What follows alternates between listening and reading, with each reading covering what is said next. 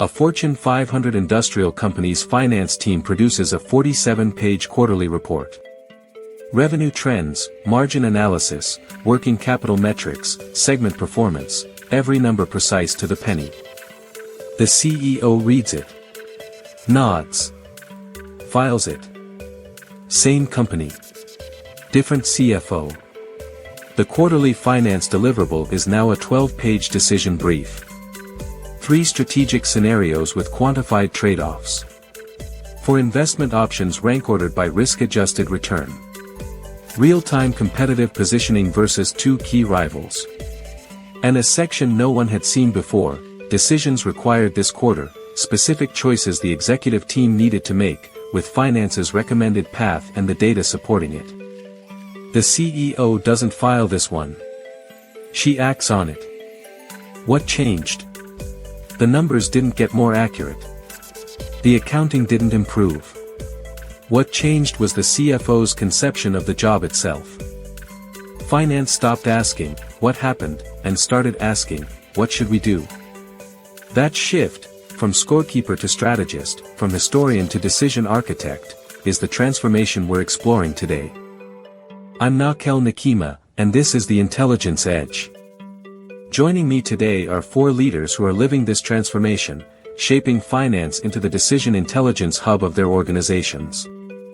First, Dr. Lien Zhou, who has advised CFOs across Asia-Pacific's largest enterprises on embedding AI into financial planning and analysis. She's seen how the fastest-moving finance functions are redefining their mandate. Welcome back, Dr. Zhou. Thank you, Nakel. This topic is at the center of what I advise on daily. Next, Maria Alvarez, whose work in data governance has increasingly intersected with finance transformation. She understands how data quality and governance form the foundation that strategic finance requires. Welcome, Maria. Thanks, excited to explore this angle. We're also joined by Jonas Richter, who has worked extensively with European CFOs navigating regulatory complexity while building forward-looking intelligence capabilities. He brings perspective on how compliance and strategy intersect in the modern finance function. Welcome, Jonas. Looking forward to this conversation.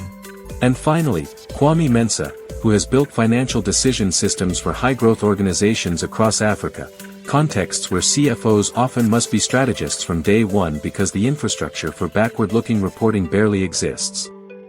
Welcome, Kwame. Great to be here. Let me open with a framing question. The traditional CFO role centered on stewardship, accurate books, financial controls, regulatory compliance. Now we're saying CFOs should own decision infrastructure. That's a significant expansion. Dr. Zhou, is this realistic? Can finance actually take on this mandate? Not only can they, in many organizations, they're the only function positioned to do so. Consider what finance already has: enterprise-wide data access, cross-functional visibility, a mandate for objectivity, quantitative rigor, and, critically, the attention of the CEO and board. No other function combines these assets. The question isn't whether finance can be the decision intelligence hub. The question is whether finance will claim that role or cede it to others, consultants, technology vendors, or fragmented analytics teams scattered across the organization. Maria, does the data foundation exist for this expanded role? In most organizations, not yet. And that's both the challenge and the opportunity. Finance has traditionally owned financial data, transactional records, general ledger, reporting hierarchies. But strategic decision-making requires operational data, market data, customer data, supply chain data. Finance doesn't typically own or govern these. The CFOs making this transition are simultaneously expanding their data domain. They're not just consuming data from other functions, they're setting standards, demanding quality, and in many cases, building the enterprise data infrastructure that strategic intelligence requires. Jonas, does this expanded mandate create new risks? It creates accountability for outcomes, which many finance functions have historically avoided. When you're a scorekeeper, you report what happened. Someone else is responsible for making it happen. When you're a strategist, you're recommending actions. If the action fails, questions come back to you. This isn't a reason to avoid the mandate. It's a reason to approach it with appropriate rigor. The CFOs succeeding in this transition are explicit about the assumptions behind their recommendations, the uncertainties involved, and the decision frameworks they're applying. They're not pretending to have certainty they don't have. Kwame, you mentioned that in many African markets, CFOs must be strategists from the start. What can established enterprises learn from that? The constraint teaches clarity. When you don't have 18 months of historical data, you can't rely on trend analysis. You have to reason from first principles. What are the economics of this decision? What are the key uncertainties? What would have to be true for this to succeed? That's strategic thinking. It doesn't require sophisticated systems, it requires clear frameworks. Many CFOs in resource-rich environments have the opposite problem. They have so much data that they analyze endlessly without deciding. The data becomes a crutch, not a tool. The lesson: strategic finance isn't about having more data. It's about framing decisions clearly and using data to resolve key uncertainties. That mindset doesn't require enterprise-scale investment. Let's trace this evolution more explicitly. What was the CFO's role, what is it becoming, and why is this shift happening now? I see 4 eras. Era 1, the controller. Through the 1980s, the CFO was primarily a chief accountant. The job was accuracy, reliable books, clean audits, regulatory compliance. Success meant no surprises. The CFO looked backward almost exclusively. Era 2, the treasurer. In the 1990s and 2000s, capital allocation rose in importance. CFOs became responsible for capital structure, investor relations, M&A financing. The job expanded to include balance sheet optimization. Still primarily backward-looking, but with forward implications. Era 3, the business partner. The 2010s saw finance embedding in operations. FP&A became more sophisticated. CFOs were expected to understand the business, not just the numbers. Partnership with operating leaders became expected.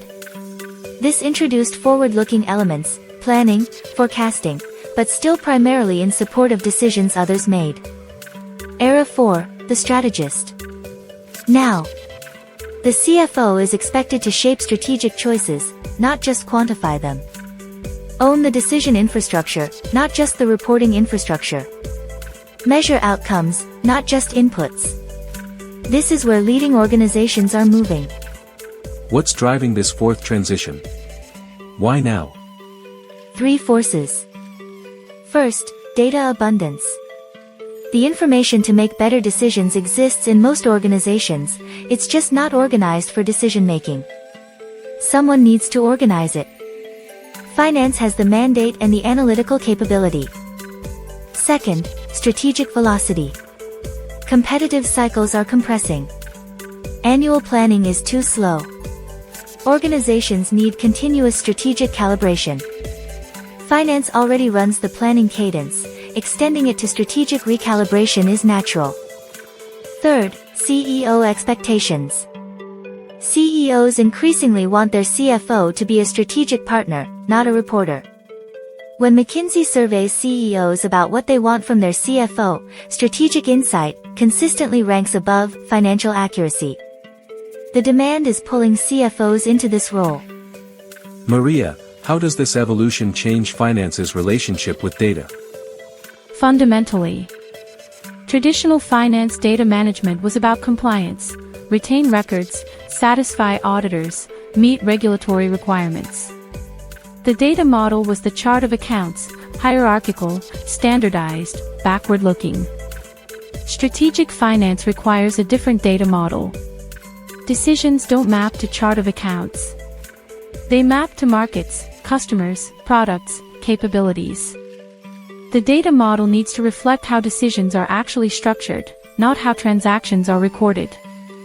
This means finance must either build new data infrastructure or, more commonly, become the integrator and governor of data assets owned elsewhere. The CFO becomes the de facto chief data officer for decision-relevant information. Is that a formal trend? CFOs taking on CDO responsibilities? Well, not hell, formally, it's rare. Functionally, it's common. I've seen multiple organizations where the CDO technically exists but the CFO effectively controls the data agenda. Why? Because finance has budget authority, cross-functional mandate, and board-level accountability. When push comes to shove, the CFO's data priorities win. The smartest CFOs recognize this and staff accordingly. They're building data engineering and data governance capabilities within finance, not waiting for central data teams to deliver. Jonas, how does regulatory evolution affect this transition? Regulation is actually accelerating the shift to strategic finance. Consider ESG reporting requirements now in effect in Europe. These aren't just disclosure rules, they require forward-looking assessments. Climate risk exposure, sustainability targets, transition planning. This is inherently strategic and it falls to the CFO. The same is true for AI governance requirements.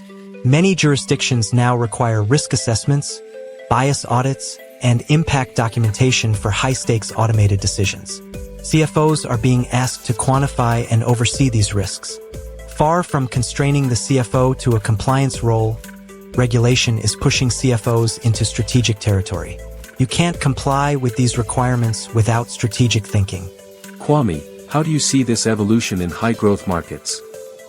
In markets with less institutional infrastructure, CFOs often start in Era 4 by necessity.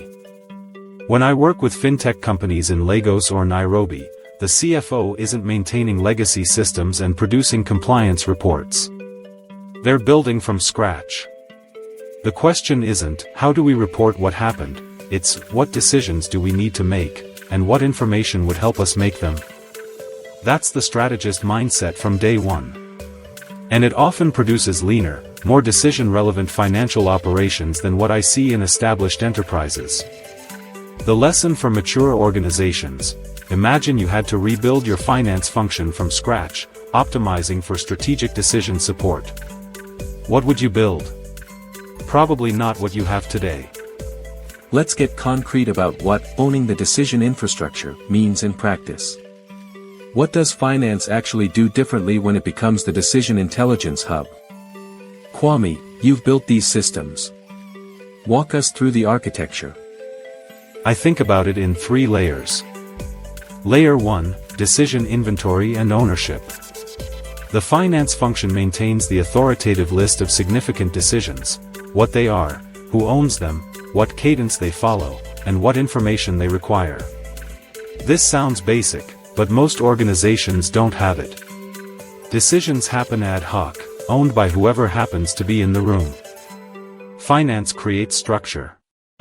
Here are the 50 decisions that materially affect enterprise value. Here's who owns each one. Here's when each one occurs. Here's the minimum information required to make each one well. Layer 2, decision-relevant information assembly.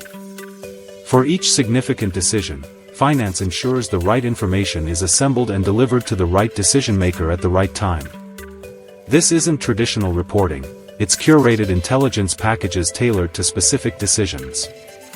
For a pricing decision, competitive positioning, margin impact analysis, demand elasticity estimates, customer segment implications.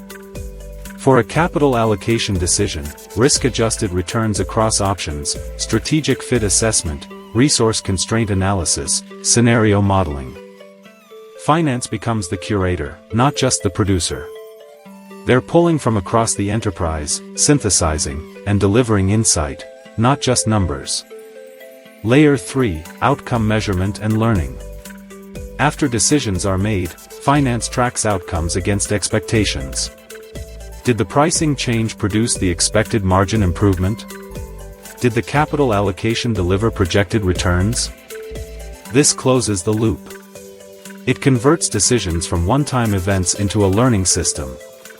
Over time, the organization gets better at predicting outcomes and calibrating confidence.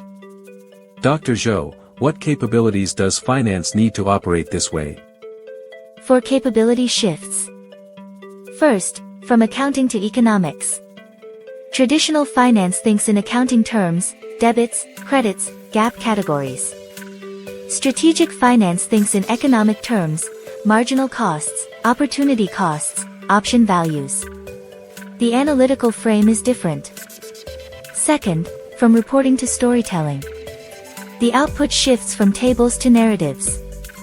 Revenue was $47 million, becomes, revenue underperformed expectations by $3 million, primarily driven by delayed product launch in APAC, which we recommend addressing by accelerating Q3 marketing investment. The numbers are embedded in a decision-relevant story. Third, from precision to calibration. Traditional finance prizes accuracy to the penny. Strategic finance prizes calibrated uncertainty. We estimate NPV between $12 million and $18 million with 70% confidence is more useful than $14.7 million NPV with false precision. This requires probabilistic thinking that many finance teams haven't developed. Fourth, from independence to partnership. The traditional finance posture was deliberate independence. We report objectively, we don't take sides. Strategic finance must partner deeply with operations while maintaining analytical integrity. That's a harder balance. Maria, how does governance support this capability shift? Governance becomes the trust layer. Strategic finance recommendations are only valuable if stakeholders trust them. Trust requires transparency about data sources, methodologies, and assumptions. That's governance. When finance says, "We recommend option A based on our analysis," decision-makers need confidence that the underlying data is accurate, the models are sound, and the assumptions are reasonable. Governance provides that confidence. I advise finance leaders to invest heavily in decision audit trails. Document not just what you recommended, but why, what data you used, what assumptions you made, what alternatives you considered. This creates accountability and enables learning. Jonas, how do you ensure this expanded role maintains appropriate controls? The key is separating the strategic advisory function from the control function. Finance has traditionally served as a check on other functions, preventing excess spending, ensuring compliance, maintaining fiscal discipline. That control function must continue. The strategic function is different. It's about shaping decisions, not constraining them. These can coexist, but they require clear boundaries. In practice, I recommend structural separation. The FP&A and strategic finance team that advises on decisions is distinct from the controllership function that ensures compliance. They collaborate, but they have different mandates and different reporting relationships. Without this separation, you risk 2 failure modes. Either control contaminates strategy, every recommendation becomes risk-averse, or strategy undermines control. Finance becomes an advocate rather than a check. Let me probe on something. If finance becomes the decision intelligence hub, what happens to the analytics teams that already exist in marketing, operations, supply chain? Are we creating conflict? If implemented poorly, yes. If implemented well, no. The model isn't finance doing all analytics. It's finance orchestrating decision-relevant analytics. Functional teams retain deep domain expertise. Marketing analytics still understands attribution models better than finance. Supply chain analytics still understands demand planning better than finance. Finance's role is integration and decision framing. They ensure that functional analytics connect to enterprise-level decisions. They translate domain insights into financial implications. They arbitrate when functional perspectives conflict. This requires a collaborative posture from finance, not an imperial one.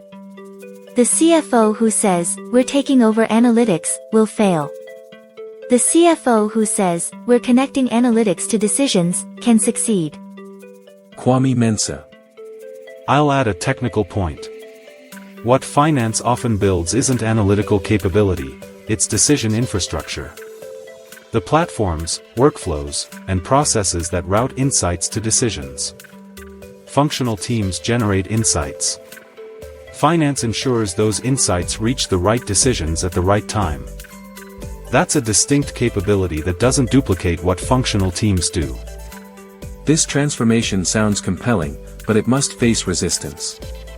What obstacles do CFOs encounter when pursuing this mandate? Maria, what are the organizational barriers? 3 consistent patterns. First, legacy systems and data debt. Most finance functions run on systems designed for transaction processing and compliance reporting, not decision support. SAP, Oracle Financials, legacy ERP, these are incredibly difficult to extract insight from. CFOs spend significant budget just getting data out of their own systems. Second, talent mismatch. The skills for traditional finance, accounting accuracy, compliance expertise, audit management, are different from the skills for strategic finance, data science, business partnering, scenario modeling. Most finance teams are staffed for the old model. Reskilling takes years. Third, cultural identity. Many finance professionals chose finance precisely because they valued objectivity, precision, and independence. The strategic mandate asks them to be advocates, to make recommendations under uncertainty, to be wrong sometimes. That's uncomfortable. Some actively resist. Jonas, how do regulatory constraints create obstacles? The primary constraint is time and attention. Regulatory compliance consumes enormous finance resources. In Europe, between GDPR, the AI Act, ESG reporting requirements, tax transparency rules, and ongoing audit demands, compliance can consume 60 to 70% of finance capacity in regulated industries. That leaves limited bandwidth for strategic transformation. CFOs want to build decision intelligence capabilities, but they're drowning in compliance obligations. The answer isn't to ignore compliance that creates larger problems. The answer is compliance efficiency. Automate what can be automated. Standardize processes. Build once, use many times. Free up capacity by doing compliance better, not by doing less of it. Dr. Zhou, what resistance comes from other functions? The most common resistance is turf protection. When finance starts assembling decision-relevant information across functions, other leaders may feel encroached upon. Why is finance asking for my marketing data? Why is finance weighing in on supply chain decisions? Stay in your lane. This resistance is strongest where finance has historically been adversarial, playing gotcha on budget overruns, challenging expense requests, delaying approvals. If finance is seen as a police function, expansion into strategic territory feels like expanded policing. The CFO must actively repair these relationships before expanding scope. Demonstrate partnership. Share credit. Celebrate functional wins. Build trust before building infrastructure. Kwame, what are the technical obstacles? First, integration complexity. Decision intelligence requires connecting systems that were never designed to connect. Financial systems, operational systems, external data sources, analytical platforms. Every connection is a custom project. Second, real-time expectations versus batch reality.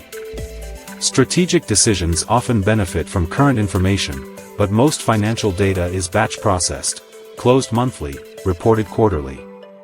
Accelerating financial data to decision-relevant timelines requires significant infrastructure investment. Third, analytical sophistication gaps. Decision intelligence requires scenario modeling, Monte Carlo simulation, predictive analytics, sensitivity analysis. Most finance systems are designed for deterministic calculations, this number plus that number equals result. Probabilistic analysis requires different tools and different skills. How do CFOs actually overcome these obstacles? What's the path through? Dr. Lian Zhou. Incremental proof of value. Don't try to boil the ocean. Pick one significant decision category. Build the intelligence infrastructure for that decision. Demonstrate measurable improvement. Use that success to justify the next investment. I worked with a CFO who started with pricing decisions alone. Within 18 months, the decision intelligence system for pricing was producing quantifiable margin improvement. That became the template, and the budget justification, for extending to capital allocation, then supply chain optimization, then M&A evaluation. 5 years in, finance owns decision infrastructure across most significant enterprise decisions. But it started with one decision type and scaled from there. Maria Alvarez. I'll add, invest in data quality early. Nothing undermines strategic finance credibility faster than a recommendation based on bad data. If you're going to advise on decisions, your data foundation must be impeccable. The CFOs who succeed treat data quality as a strategic priority, not an IT project. They staff it, fund it, and monitor it personally. Let's look forward. If this transformation continues, what does the finance function look like in 5 to 10 years? Jonas, start us off. I see 3 structural shifts. First, embedded finance. Rather than a centralized function that serves the enterprise, finance capabilities embed directly into business units and decision processes. The finance business partner isn't an advisor to the decision, they're a participant in the decision. Second, continuous intelligence. The monthly close becomes less relevant. Financial intelligence is generated continuously, with real-time visibility into performance and position. Decisions don't wait for reporting cycles. Third, outcome accountability. Finance is measured not just on accuracy and compliance, but on the quality of decisions they supported. Did the recommendations produce expected results? Did the decisions improve over time? Finance becomes accountable for enterprise decision quality. Kwame, what does the technology stack look like? The core components are already emerging. Unified data layer. A single semantic model connecting financial and operational data, enabling analysis across traditional boundaries. This exists conceptually but is rarely implemented well. Decision workflow platform. Systems that route decisions to owners, assemble relevant information, capture choices, and track outcomes. This replaces ad hoc decision processes with instrumented decision infrastructure. Scenario Intelligence Engine. AI-powered capability to rapidly model scenarios, surface key sensitivities, and quantify uncertainty. This converts gut-feel strategic discussions into quantified option analysis. Continuous learning system. Automated capture of decision outcomes, feedback to predictive models, and pattern identification across decision categories. This enables systematic improvement in decision quality over time. These components exist today in various forms. The maturation is in integration, connecting them into coherent decision infrastructure rather than fragmented point solutions. Dr. Zhou, how does AI specifically change the CFO role? AI amplifies the strategic mandate, if embraced correctly. What AI does well: pattern recognition in large datasets, rapid scenario generation, anomaly detection, continuous monitoring at scale, preliminary analysis and synthesis.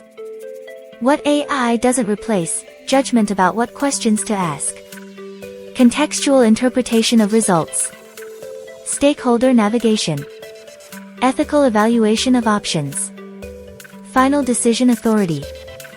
The CFO who embraces AI becomes more strategic, not less relevant. They're freed from analytical drudgery and can focus on judgment, framing, and stakeholder alignment. The CFO who fears AI or ignores it will find their function automated around them, not because AI replaces strategic judgment, but because it makes traditional finance tasks so efficient that organizations need far fewer people to do them. Maria, how does governance evolve? Governance becomes algorithmic and continuous rather than periodic and manual. Today, governance often means quarterly reviews, annual audits, periodic certifications. In the future, governance is embedded in systems. Data quality is monitored continuously. Decision audit trails are generated automatically. Policy compliance is enforced by architecture, not by review.